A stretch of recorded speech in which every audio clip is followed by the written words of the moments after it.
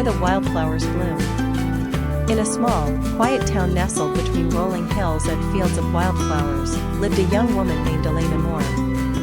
She was a painter, quiet, thoughtful, and a bit of a dreamer. Her days were filled with colors, canvases, and the whispers of wind through the open windows of her cottage.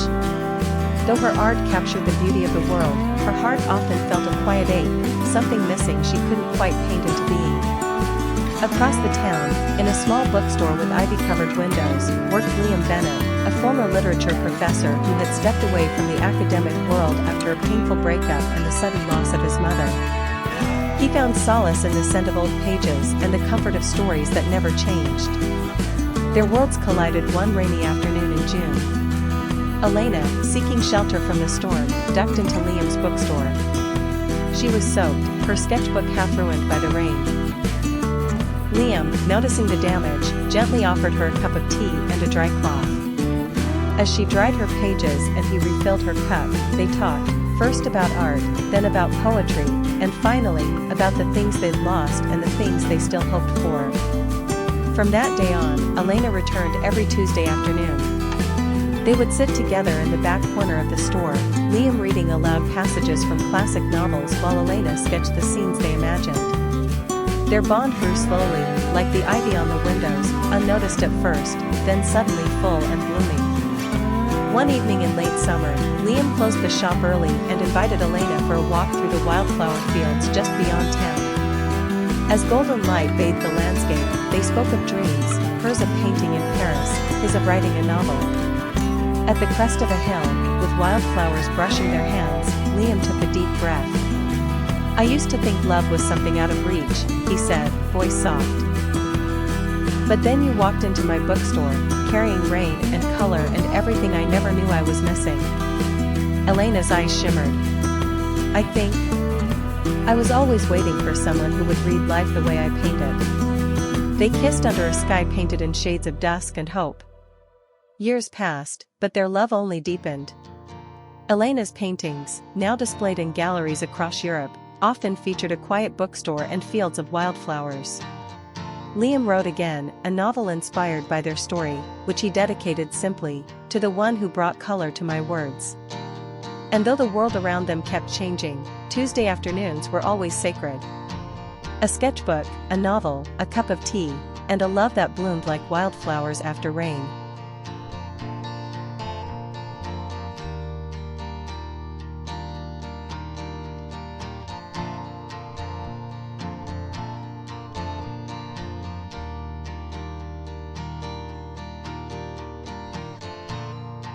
Whispers of the Old Bookstore. In a quiet corner of Paris, hidden behind ivy-covered brick walls and a heavy wooden door with a faded golden bell, there stood an old bookstore named Les Murmures du Cœur, the Whispers of the Heart. It wasn't the kind of place tourists found. Its existence seemed to whisper only to those who needed it most. Isabelle was one of those souls. A literature student from Lyon, she moved to Paris to escape the echoes of a broken engagement and to find solitude among books. She came across the bookstore on a rainy November afternoon, her umbrella flipped inside out by the wind, her heart aching in silence. Inside the shop, warmth wrapped around her like a blanket. The scent of aged paper and the faint sound of Edith Piaf playing from a vintage record player filled the air. Rows upon rows of books leaned on each other like lifelong friends.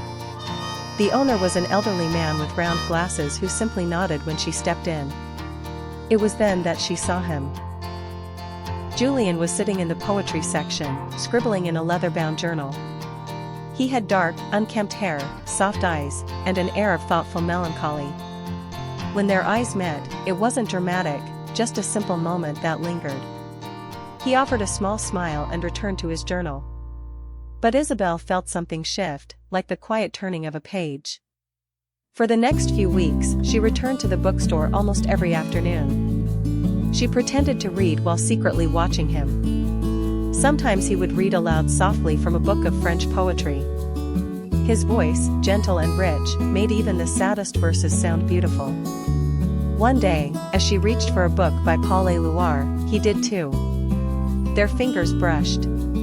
"I'm sorry," he said with a grin. "But it seems we share the same taste in heartbreak." Isabel laughed, her first real laugh in months. They talked that afternoon, about books, cities, and dreams half remembered. His voice calmed her storms. He told her he was a writer working on his first novel. She confessed she was trying to learn how to live again. Over time, the bookstore became their sacred space. They read to each other, shared silent moments across the room, and even argued over favorite authors. When the old owner left town for a month, he asked them to look after the shop. Those weeks were magical. Mornings filled with coffee and sorting old books, evenings with candlelight, music, and laughter echoing off the shelves. One snowy night, Julian handed her a wrapped package. It was his journal. "It's the story of a girl who lost herself and found love between dusty shelves," he said softly. "And the boy who found his muse in her silence." Isabel opened the last page. It read, "To Isabel, whose presence turned solitude into poetry." Tears welled in her eyes. Without a word, she reached for his hand and pressed it to her heart. Outside, snow fell softly, painting the city in quiet magic. Inside, two souls, once broken and wandering, found a home in each other. Years later, Les Murmurs du Coeur remained open, owned by a couple who had written their story between its pages. And sometimes, on rainy afternoons, young lovers would step in, drawn by something they couldn't quite name, just a feeling in the air, like a whisper from the heart. Whispers of the Lighthouse. On the rugged coastline of Maine, where the waves crash against jagged cliffs and the sea mist dances in the air, there stood an old lighthouse named Elridge Point.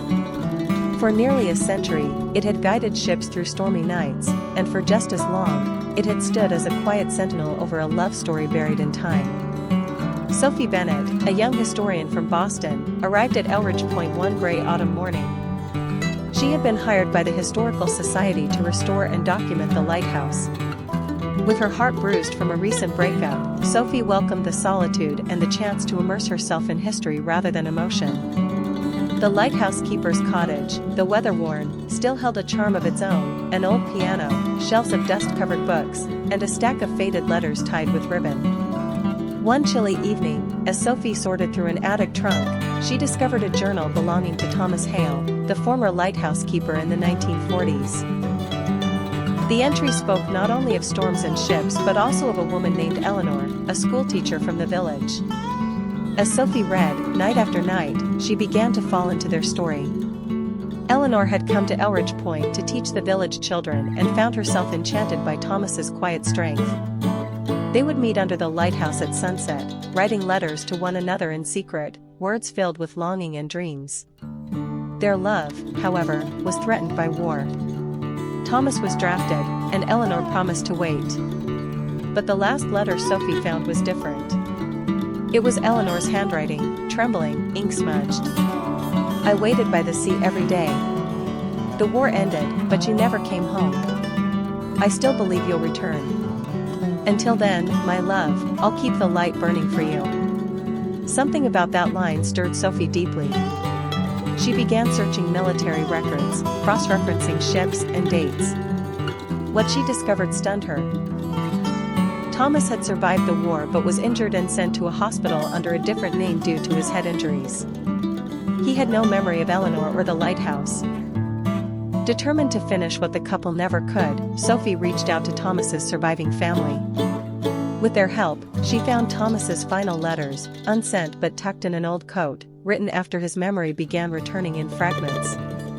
With these letters, Sophie published a book, Whispers of the Lighthouse, honoring a love that had been forgotten by the world but not by the sea.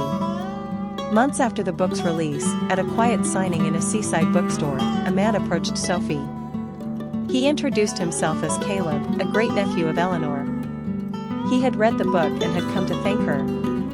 They began talking about history, the ocean, and the strange ways love survives time. Caleb had Eleanor's smile, Sophie thought, and the same patient warmth. Their conversations turned into weekly calls, then visits. Sophie, once content in solitude, now found herself smiling at the sound of Caleb's voice, his hand in hers as they walked the cliffs Eleanor and Thomas once did. One evening, beneath the beacon of Elridge Point, Sophie kissed him for the first time, the ocean wind echoing like a promise through the night. Love, she realized, always finds a way back, sometimes through letters, sometimes through books, and sometimes through the hearts of those who believe in its return.